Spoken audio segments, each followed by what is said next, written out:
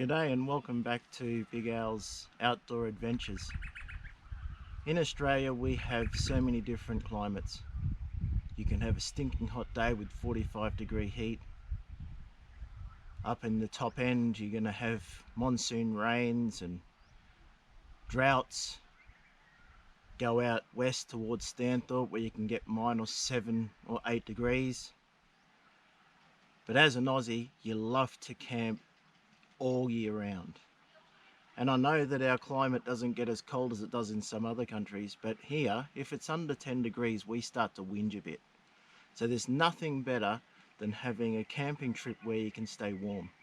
And what I've chosen to heat my camper is a simple, cheap diesel heater.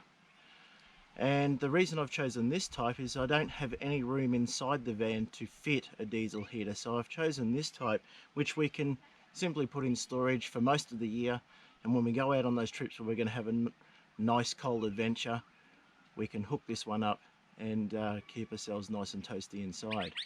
Now what I've done is I've actually ducted this one into the single bed end of our Jayco Swift.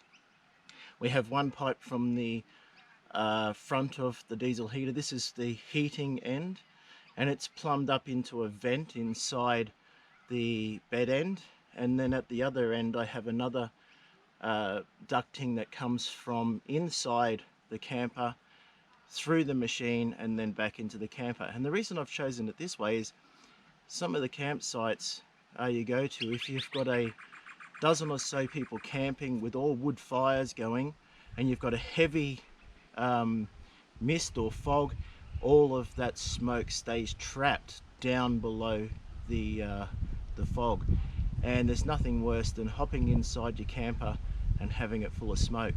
So the reason I've chosen to duct it like a reverse cycle system is it pulls the air from inside the camper through the machine and back inside, so you're not getting any smoke or dust making its way from the machine outside and then blowing it inside.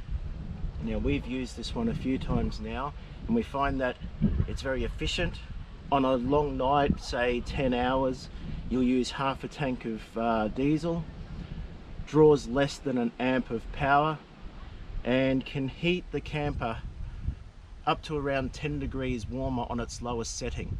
There's been a couple of nights where we've set it going and we've had to switch it off because it's just been too warm. So I hope you've enjoyed seeing the outside unit. We're going to make our way inside and I'll show you how it's ducted inside the camper. Well, now we're inside the camper, and in the single bed area I have the vents coming out for the diesel heater. Now the reason I've chosen the two vents in this direction, one of them blows out into the camper and the other one over there is to suck that air from inside the camper back through the diesel heater, and that blows out and it keeps the camper nice and warm. You can see a couple of little bungs I've made up, so when we're not using the diesel heater and it's in storage at home, we can simply block up these two vents, and that way we don't get any creepy crawlies making their way into the camper. I hope you've enjoyed this video.